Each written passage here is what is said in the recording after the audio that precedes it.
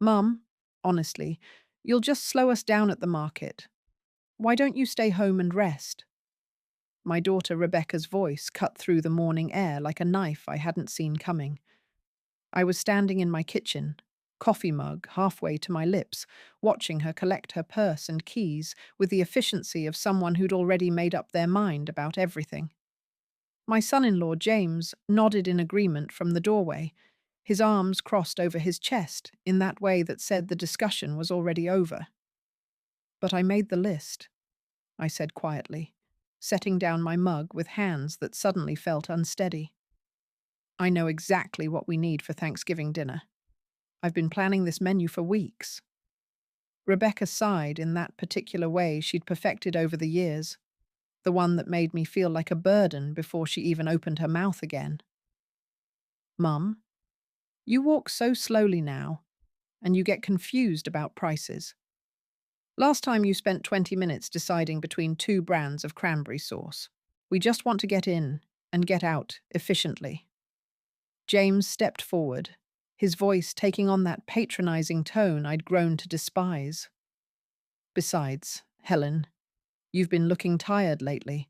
The market on the day before Thanksgiving is going to be absolutely packed.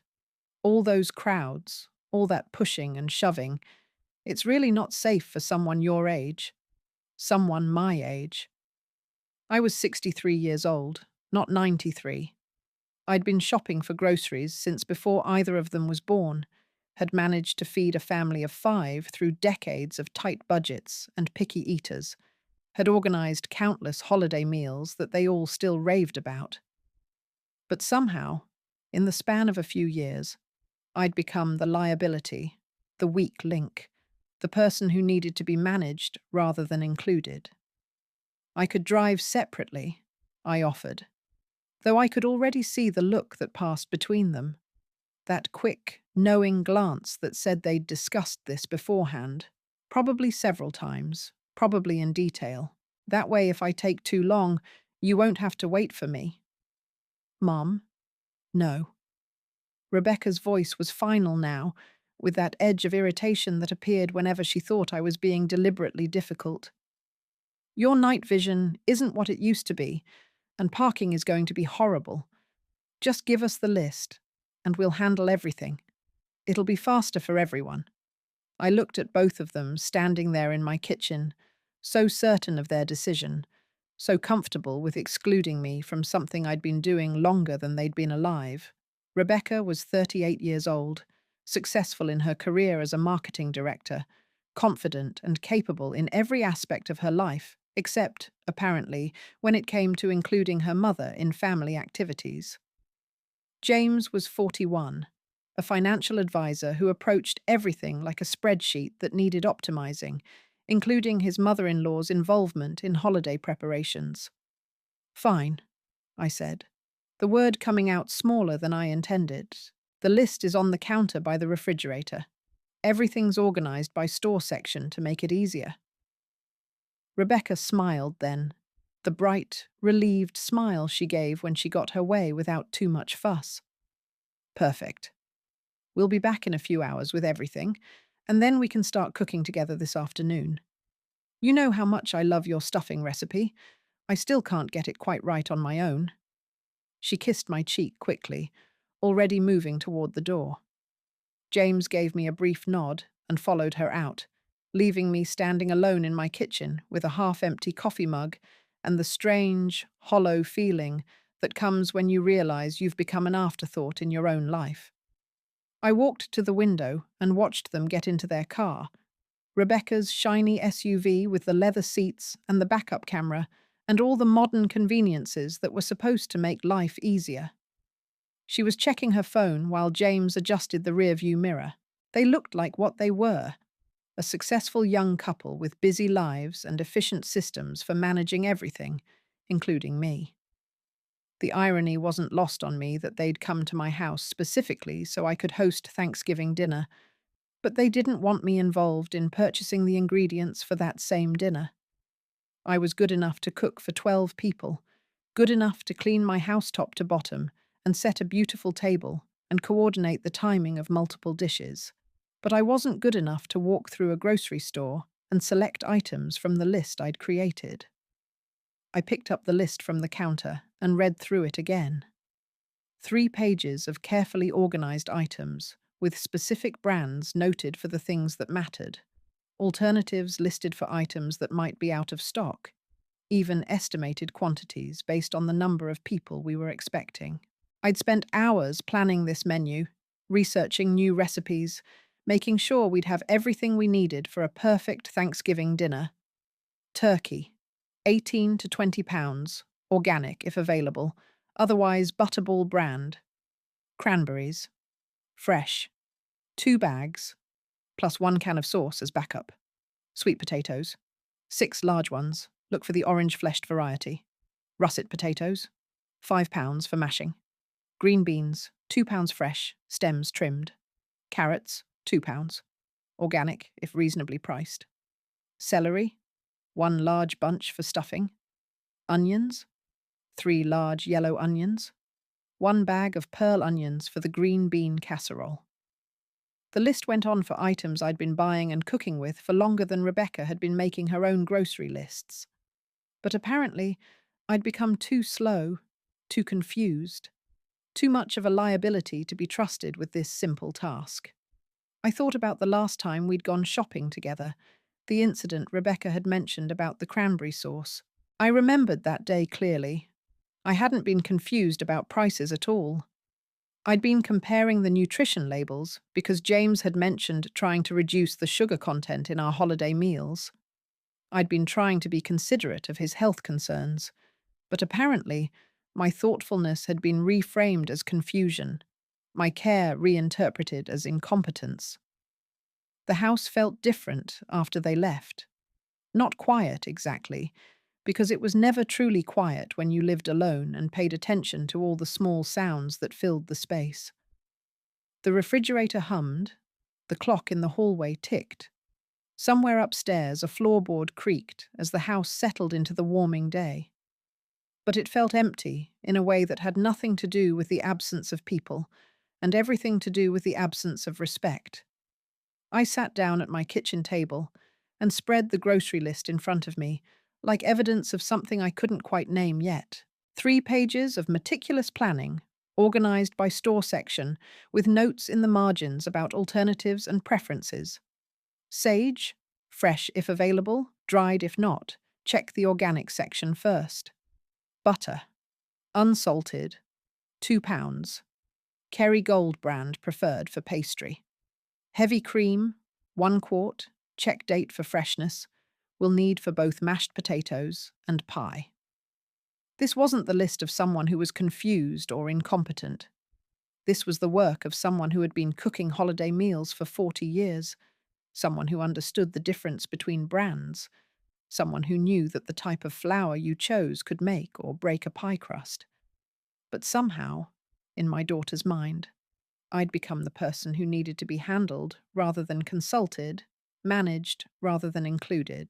I thought about Rebecca as a little girl, how she used to stand on a step stool beside me in this same kitchen, carefully measuring ingredients into bowls, her small hands serious and precise as she helped me prepare for holidays. She'd been so proud when I let her crack the eggs for the stuffing, so excited when I taught her how to test the doneness of a cake with a toothpick.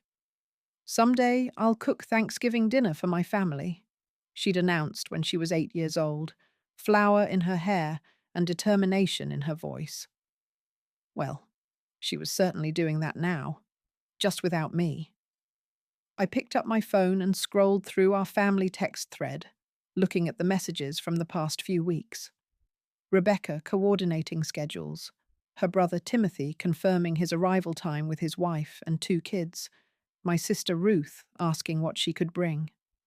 All the familiar logistics of gathering a family together, all the small negotiations and confirmations that made holidays happen. But as I read through the messages, I noticed something I hadn't seen before. How often my responses were acknowledged with simple thumbs-up reactions. How rarely anyone asked follow-up questions about my suggestions. How the conversation seemed to flow around me rather than including me. When I'd suggested trying a new dessert recipe I'd found, Rebecca had responded with, "Sure, Mom, whatever you want to make is fine." Not what kind of dessert? Or, that sounds interesting. Tell me more about it. Just polite, dismissive acceptance that felt more like tolerance than enthusiasm. When I'd asked if anyone had dietary restrictions I should know about, James had replied that he was trying to watch his sugar intake, but followed it immediately with "Don't worry about changing anything for me." As if my willingness to accommodate his health concerns was somehow burdensome rather than caring. When Timothy had asked what time dinner would be served, Rebecca had answered for me without even checking with me first. "Mom usually serves around 2 o'clock," she'd written, as if I were a restaurant with predictable hours rather than a person who might have preferences or flexibility about timing.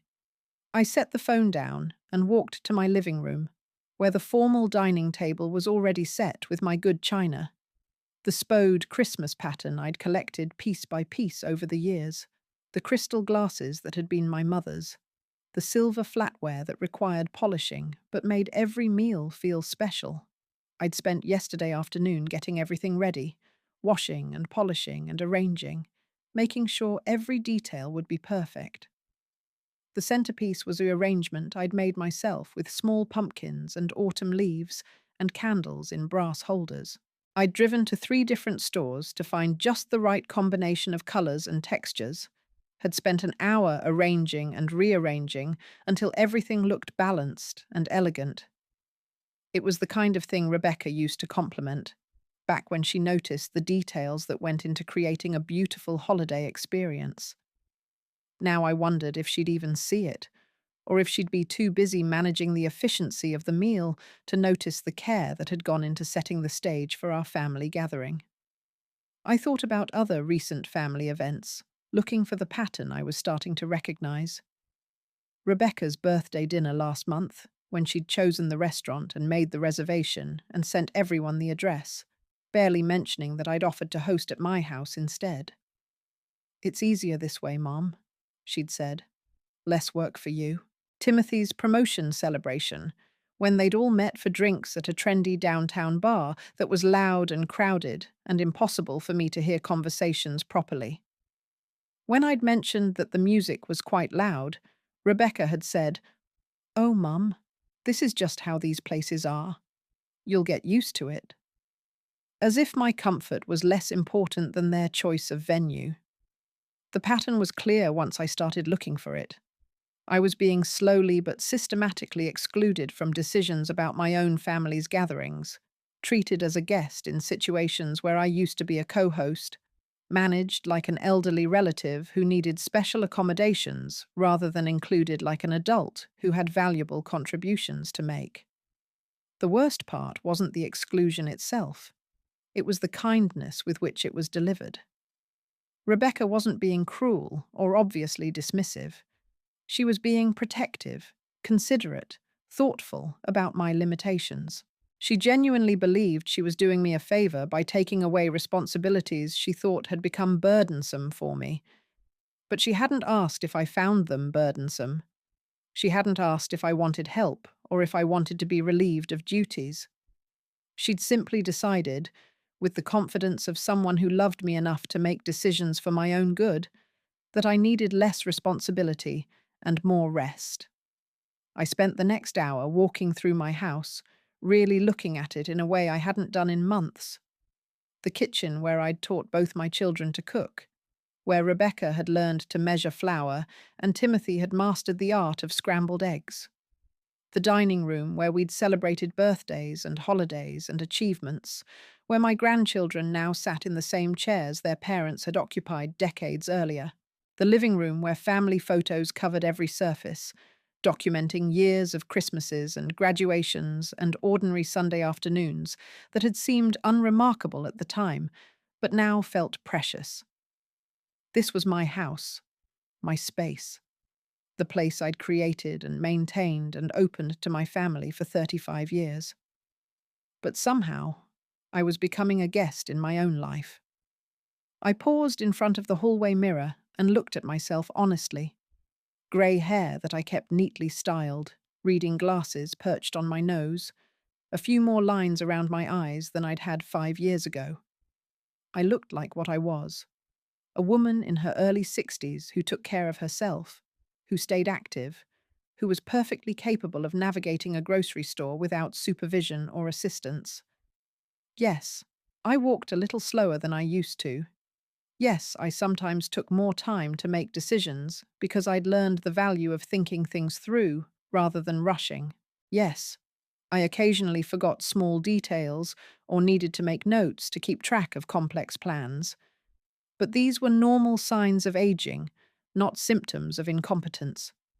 They were reasons to be patient with me, not reasons to exclude me. I thought about my own mother, who had lived to be 87 and had remained sharp and independent until her final months. I remembered being impatient with her sometimes, frustrated when she took too long to make decisions or needed me to repeat information. But I'd never considered excluding her from family activities because of it. I'd never decided that her participation was more trouble than it was worth. The difference, I realized, was that my mother had never let us make those decisions for her. She'd been fierce about maintaining her independence, clear about her boundaries, direct about what she needed and what she didn't. When she wanted help, she asked for it. When she didn't, she made that clear too. I'd been too accommodating, too grateful for my family's attention, too willing to accept their management of my life because I was afraid that asserting my independence might drive them away entirely. I'd mistaken their controlling behavior for caring behavior, their exclusion for protection. But standing in my hallway, looking at my own reflection, I felt something shift inside me. A kind of clarity I hadn't experienced in months, maybe years. I wasn't ready to be managed. I wasn't ready to be sidelined. I wasn't ready to become a passive recipient of my family's decisions about what was best for me. I walked back to the kitchen and picked up my car keys from the counter. Then I picked up my purse, my shopping list, and my phone. The local grocery store opened at 7 o'clock in the morning, and it was now 8:30. Rebecca and James wouldn't be there for hours. They were probably having a leisurely breakfast somewhere, maybe stopping for coffee, definitely not rushing to get to the store before the crowds arrived. But I knew something they didn't know. The early morning hours at the grocery store were actually the best time to shop. The shelves were fully stocked, the staff was fresh and helpful, and you could move through the aisles at your own pace without fighting crowds or waiting in long lines. I'd been shopping early morning for years, back when I was working, and needed to fit errands around my schedule.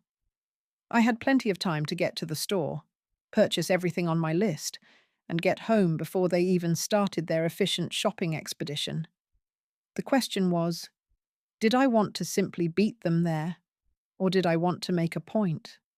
I looked at the list again, thinking about what would happen if I bought some of the items but not others, if I purchased the turkey but not the sides, if I got the ingredients for my famous stuffing but left them to figure out the vegetables, if I selectively shopped in a way that would require them to make a second trip, or force them to adjust their plans, or, heaven forbid, actually consult with me about alternatives. But that felt petty and manipulative, and I'd never been that kind of person. If I was going to make a statement, it needed to be clear and honest and direct.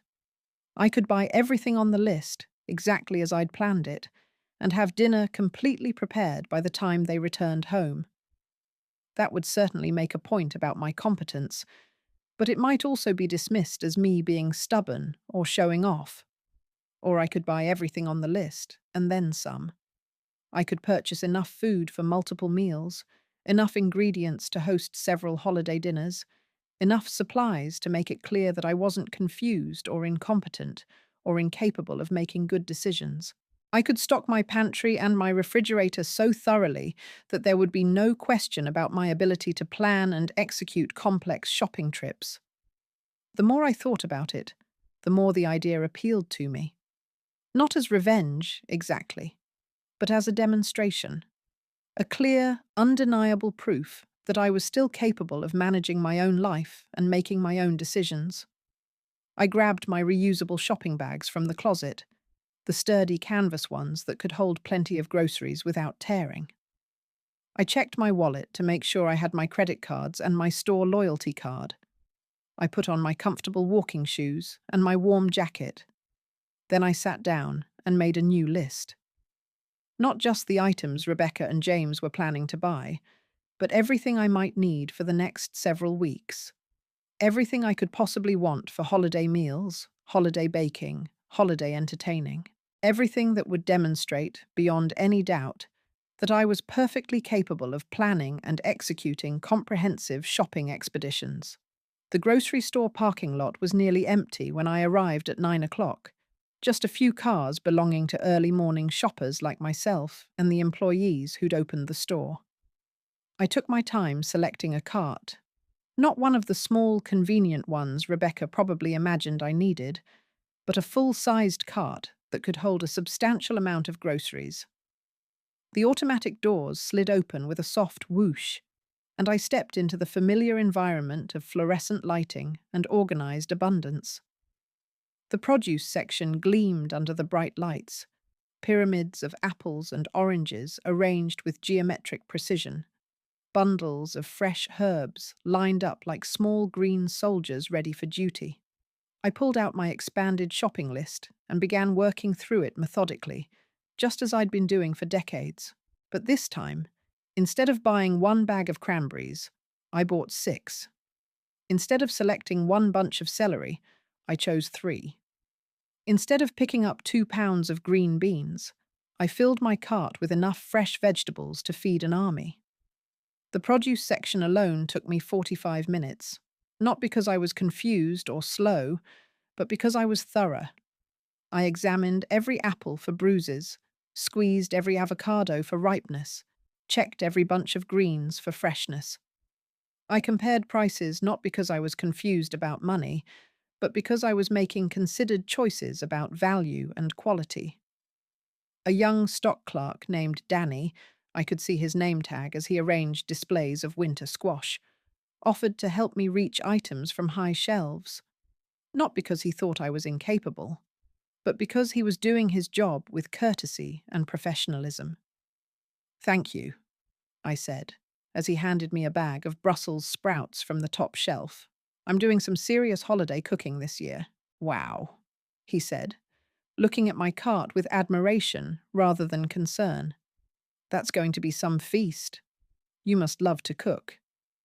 "I do," I replied, and realized it had been months since anyone had acknowledged my cooking as a passion rather than a burden I was too stubborn to give up.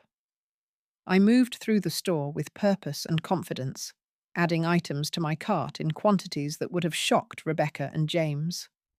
Flour, not one bag, but 3 different types for different kinds of baking. Sugar, brown, white, and powdered, enough for weeks of holiday treats. Butter, 6 pounds, because you can never have too much butter during the holidays. Eggs, 4 dozen, because I was planning to do some serious baking. In the meat section, I selected not just our Thanksgiving turkey, but additional poultry for other meals. A whole chicken for soup, some ground turkey for meatballs, a small ham for Christmas dinner planning. The butcher, a middle-aged man named Frank, who'd been working at this store for years, wrapped everything carefully and helped me arrange it in my cart. "Planning ahead for the holidays?" he asked with a smile. "Exactly," I said. "I like to be prepared." Smart thinking. The closer we get to Thanksgiving, the crazier it gets in here. You're doing this the right way. Get your shopping done early and avoid all the stress. It was such a normal, pleasant interaction. One adult acknowledging another adult's reasonable planning strategy. No one was treating me like I was confused or slow or in need of special assistance. I was just a customer making thoughtful purchases, and that felt wonderful. I continued through the store, adding items to my cart with the systematic efficiency of someone who knew exactly what she was doing. Dairy products, milk, cream, sour cream, cream cheese, several types of cheese for cooking and serving, frozen items, vegetables for backup, ice cream for desserts, frozen pastry shells for future pie making. The canned goods aisle was where I really went overboard. I bought cranberry sauce in multiple varieties and quantities, not because I was confused about which one to choose, but because I wanted options. I purchased enough canned pumpkin to make pies for several holidays, enough chicken broth to make soup for the next month, enough crushed tomatoes to support a full winter of cooking. By the time I reached the baking aisle, my cart was getting heavy, but I wasn't tired. I was energized. I was proving something to myself as much as I was preparing to prove something to my daughter and son-in-law. I was demonstrating that I could still plan and execute complex projects, that my mind was sharp and my judgment was sound. I bought vanilla extract in multiple bottles, different types of chocolate chips, nuts for baking and snacking, spices I'd been meaning to replenish for months. I selected baking pans I'd been wanting to try, measuring tools to replace ones that had gone missing, kitchen gadgets that would make holiday cooking easier and more efficient. The cleaning supplies aisle yielded paper towels, dishwasher detergent, and cleaning products I'd been running low on. The personal care section provided items I'd been meaning to pick up for weeks. I was shopping like someone who was stocking up for a siege, but I was doing it with the competence and organization of someone who knew exactly what she was doing. Other shoppers passed me in the aisles, some with carts as full as mine, some with just a few items. No one looked at me strangely or seemed concerned about my shopping choices. I was just another customer preparing for the holidays, planning ahead, making sure I had everything I needed. By the time I reached the checkout area, my cart was overflowing with groceries. Not chaotically or carelessly, but thoroughly and comprehensively. Every item had been selected for a reason, every quantity calculated based on actual plans and needs. I looked like someone who was either preparing for a very large gathering or someone who was very serious about being prepared for anything. I chose a checkout lane run by Melissa, a cashier I'd interacted with many times over the years. She greeted me with a warm smile and began scanning my items with efficient professionalism. "Wow, Helen, you're really ready for Thanksgiving," she said, as she worked her way through the abundance in my cart. "This is some serious holiday preparation." "I like to be thorough," I said, watching the register display climb higher and higher as she scanned each item. "I wish my mum was this organized," Melissa continued. "She always waits until the last minute and then stresses out about everything. This is so much smarter. Get everything you need when the store is calm and you can take your time." Again, I was being treated like a competent adult making reasonable decisions. No one was concerned about my ability to pay for all these groceries. No one was questioning my judgment about quantities or selections. I was simply a customer who had done substantial shopping, and that was perfectly normal. The total came to just over $400, which was significantly more than I usually spent on groceries at one time, but not unreasonable for someone stocking up for holiday cooking and general household needs. I paid with my credit card without hesitation, loaded my bags into my cart, and headed for the parking lot. Getting all the groceries into my car required some strategic thinking, but I managed to fit everything in with room to spare. I'd been packing groceries into cars for decades. It wasn't a skill I'd lost just because I'd turned 60. The drive home took 15 minutes, during which I felt a growing sense of satisfaction about what I'd accomplished. I'd proven to myself that I could handle a major shopping expedition without confusion, delays, or problems. I'd purchased everything on the original list, plus substantial additional items, all within a reasonable time frame and budget. More importantly, I'd been treated throughout the entire experience as a capable adult making reasonable decisions. Every interaction I'd had, with Danny in produce, Frank in the meat department, Melissa at checkout, had been respectful and normal. No one had seemed concerned about my ability to manage the shopping trip or questioned my choices. It was only in the context of my family relationships that I'd become someone who needed to be managed and protected. When I arrived home, I began the process of unloading groceries and putting everything away. This took nearly an hour, but it was satisfying work. My pantry and refrigerator were now stocked with everything I could possibly need for Thanksgiving dinner and beyond. My freezer was organized with backup items and ingredients for future meals. I made myself a cup of coffee and sat down at my kitchen table to rest for a few minutes. The clock on the wall showed 11:30. I'd been gone for about 2.5 hours, which was exactly the amount of time Rebecca and James probably expected their efficient shopping trip to take. I thought about what would happen when they arrived at the store and discovered that many of the specific items on their list were no longer available in the quantities they expected. The organic turkey I'd specified would be gone. I'd bought it. The fresh cranberries would be picked over. I'd taken the best ones. The specific brands and quantities I'd noted on the list would be reduced or unavailable because I'd purchased them first. They'd have to make substitutions, spend time looking for alternatives, possibly visit multiple stores to find everything they needed. Their efficient shopping expedition would become exactly the kind of time-consuming, frustrating experience they'd wanted to spare me. More importantly, they'd have to confront the evidence that someone else, someone they'd considered too slow and confused to shop effectively, had been more successful at the task than they were. I wasn't entirely sure what I expected to happen when they returned home. Part of me imagined they'd be frustrated and confused about why their shopping trip had gone badly.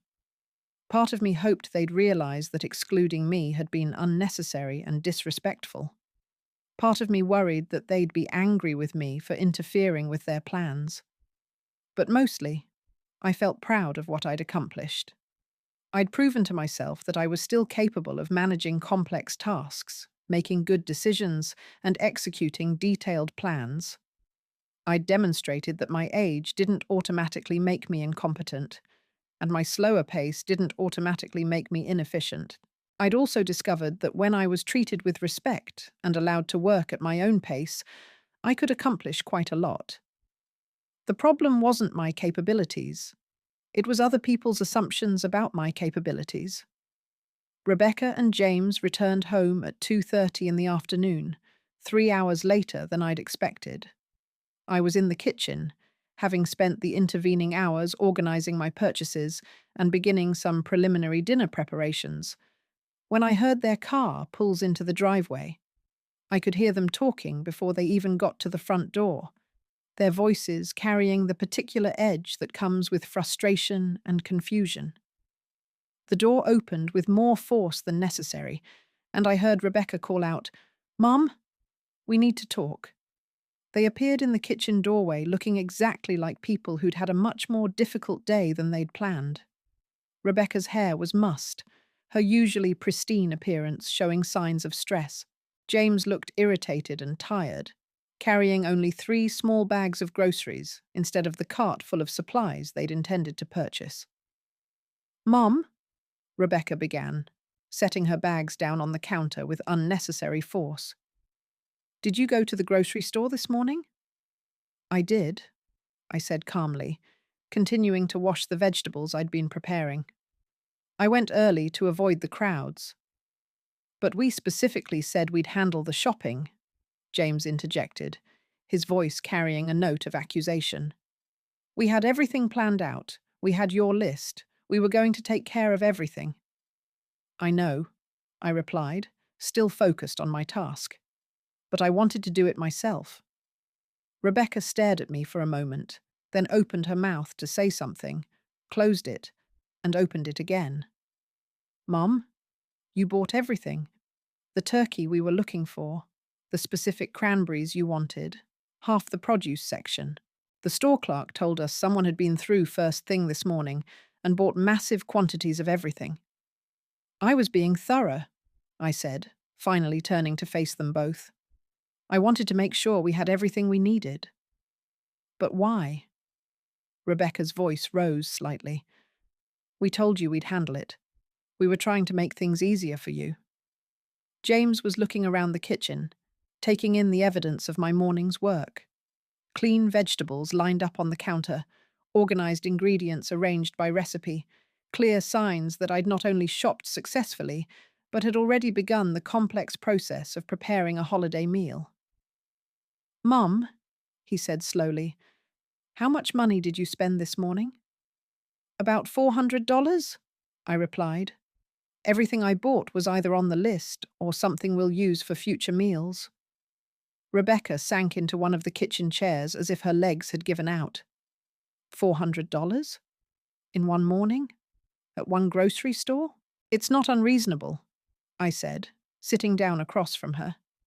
I bought enough supplies for Thanksgiving dinner, plus additional items we'll need over the next few weeks. It's actually quite economical when you consider the cost per meal. Mum, Rebecca said, her voice taking on that careful, therapeutic tone she used when she thought she was dealing with someone who wasn't thinking clearly. That's a lot of money to spend without discussing it with anyone. And you bought so much food. Where are you going to put it all? How are you going to use it before it goes bad? I gestured toward the pantry and refrigerator. Everything's been put away properly. The freezer items are frozen. The perishables are refrigerated. The dry goods are stored appropriately. I've been managing household supplies for longer than you've been making your own grocery lists, Rebecca. James was still looking around the kitchen with a puzzled expression. But why buy so much? Why not just stick to the list? This seems excessive. Does it? I asked. Or does it seem like the shopping choices of someone who knows how to plan ahead, buy in reasonable quantities, and take advantage of fresh selections and good prices? Rebecca and James exchanged one of their looks, the wordless communication that had become so familiar and so irritating to me. This time, though, I thought I could read the confusion in their expressions. They'd expected to come home to find me resting quietly, grateful for their efficient handling of a task I was supposedly unable to manage. Instead, they'd found evidence of competence and independence that contradicted their assumptions about my capabilities. Mum, Rebecca said carefully, we're just concerned that you might have gotten a little carried away. $400 is a lot to spend on impulse. It wasn't impulse, I corrected. It was planning. I made a comprehensive list. I shopped systematically. I made thoughtful choices about brands and quantities. The fact that I spent more money than usual doesn't mean I shopped impulsively. It means I shopped thoroughly. James sat down at the table, finally putting down the small bags of groceries he'd been holding. We spent 3 hours at 2 different stores trying to find the items on your list, he said. Half of what we were looking for was sold out or picked over. We ended up with substitutions and smaller quantities than we needed. I'm sure that was frustrating, I said.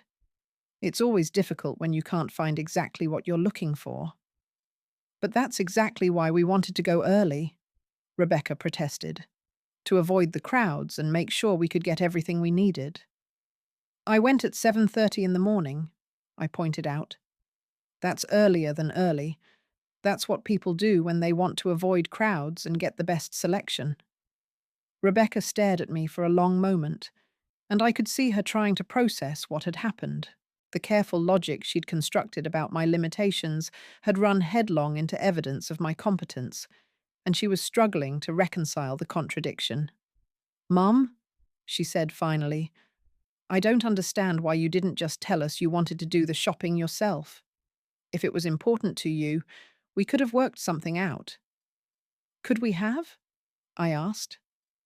Because this morning, when I suggested driving separately so I wouldn't slow you down, you said no. When I offered to handle the shopping myself, you said it wasn't safe for someone my age. When I tried to participate in planning something I've been doing for 40 years, you made it clear that my involvement was a problem to be managed rather than a contribution to be valued. James shifted uncomfortably in his chair.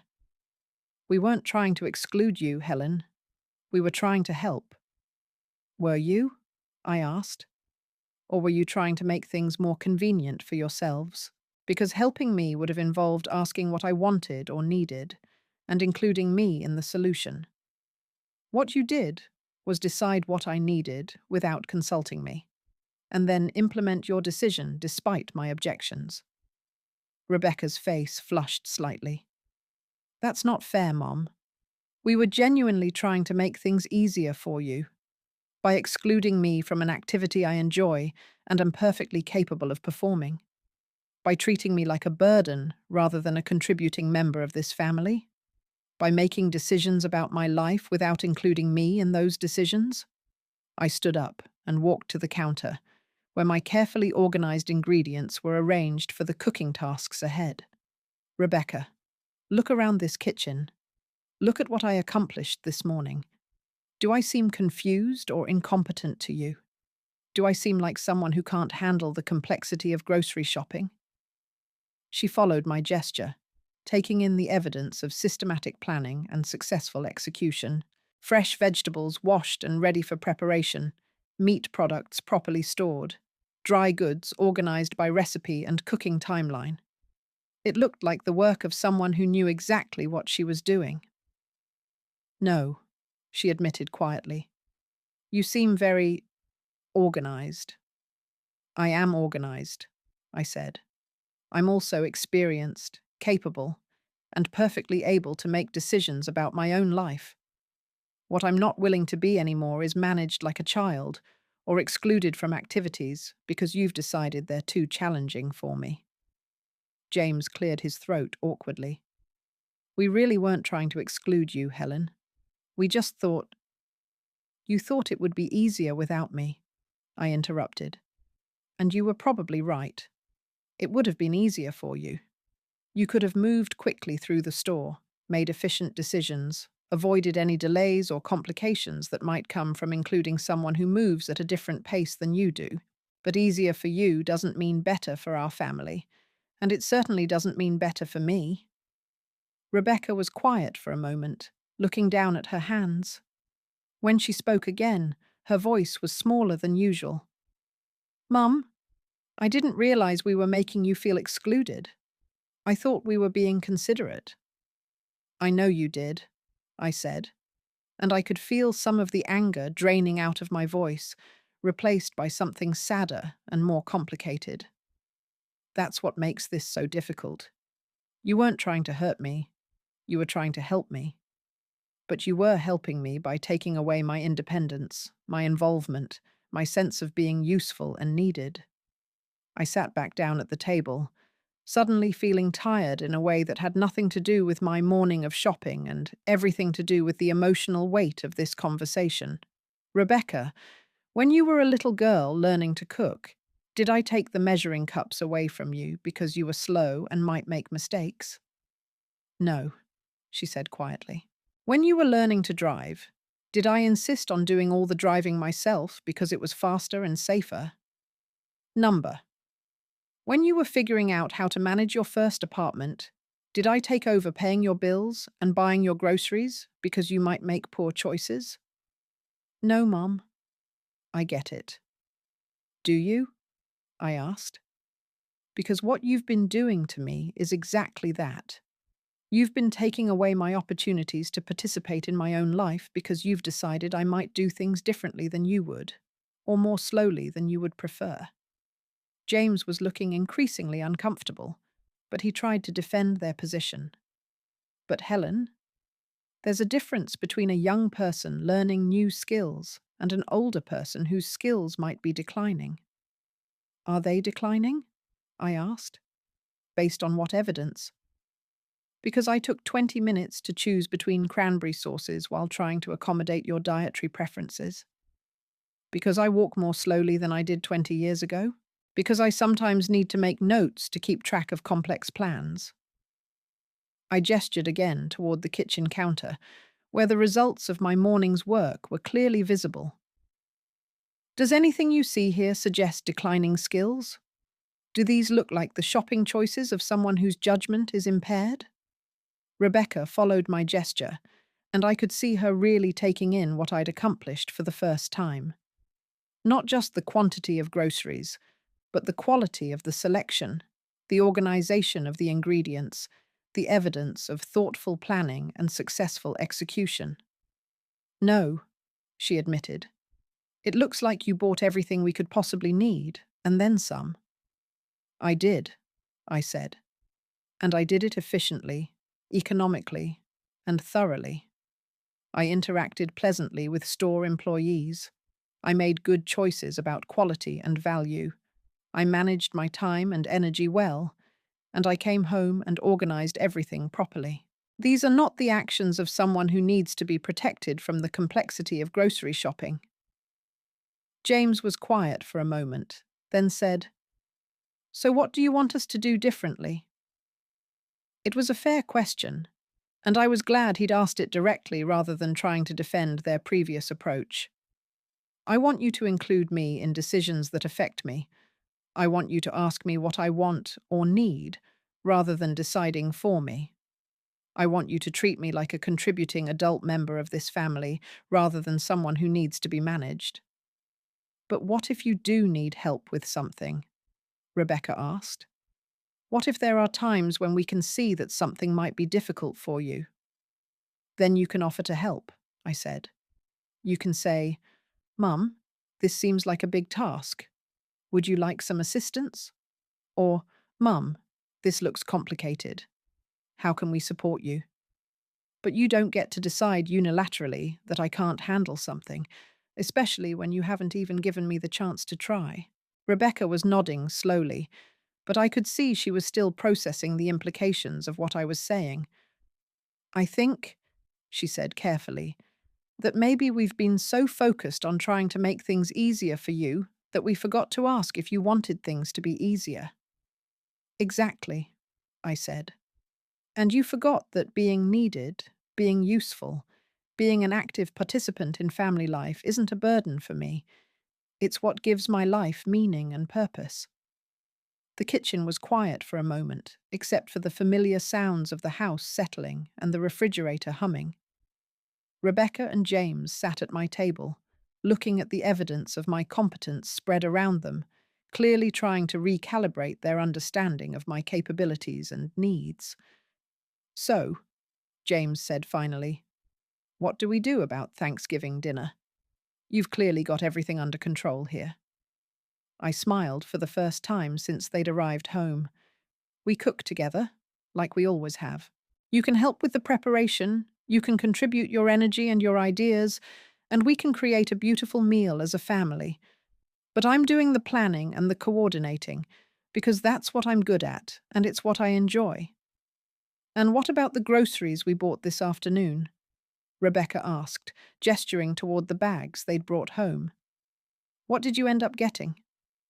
She opened the bags and started pulling out items. Some dinner rolls, because the bakery was out of the kind you usually buy.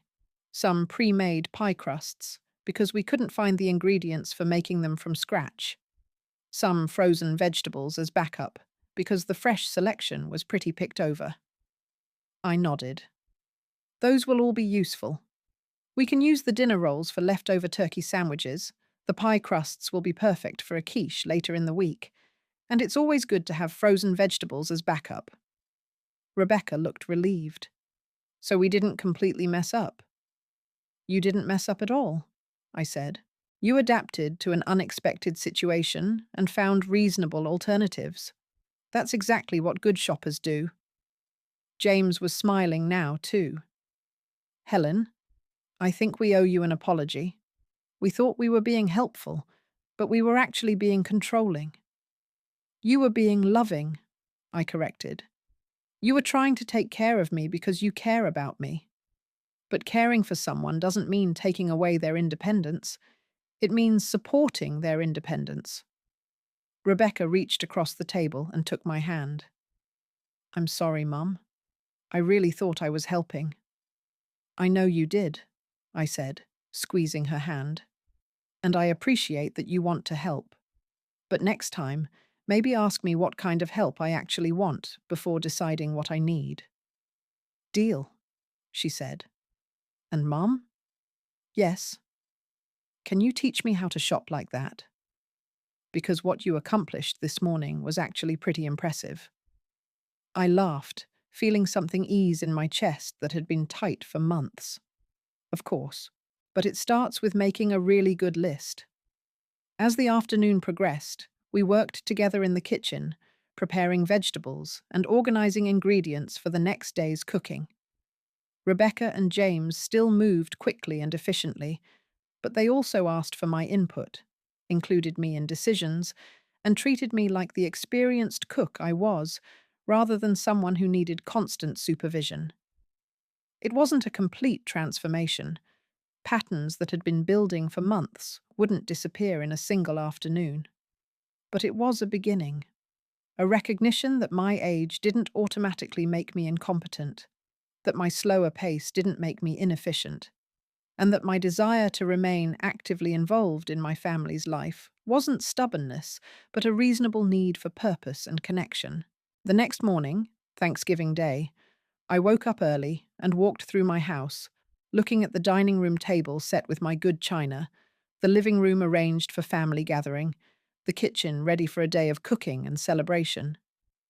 Everything was prepared not just because I was capable of preparing it, but because my family had supported my capability rather than trying to replace it. When Rebecca and James arrived with Timothy and his family, when my sister Ruth came with her famous green bean casserole, when my grandchildren filled the house with laughter and energy, I felt like the host of my own celebration rather than a guest at an event organized around me. During dinner, as I looked around the table at my family enjoying the meal I'd planned and we'd prepared together, Rebecca raised her glass and said, "To Mum," who reminded us that being helpful means supporting people's strengths, not managing their weaknesses. It wasn't a perfect resolution. Family dynamics are complicated and change slowly. But it was an acknowledgement that I was still capable of making decisions about my own life, still able to contribute meaningfully to our family gatherings, still deserving of respect and inclusion, rather than protection and management. And when the meal was over and everyone was helping with cleanup, I felt genuinely grateful, not for being taken care of, but for being allowed to take care of others, for being trusted with responsibilities that mattered, for being treated like the competent adult I'd never stopped being. The grocery shopping incident had become something larger, a turning point in how my family saw me and how I saw myself. I wasn't ready to be sidelined, I wasn't ready to be managed, and I definitely wasn't ready to let other people make decisions about my capabilities without giving me the chance to demonstrate them. Most importantly, I'd learned that sometimes the most loving thing you can do for people who are trying to help you is to insist on helping yourself.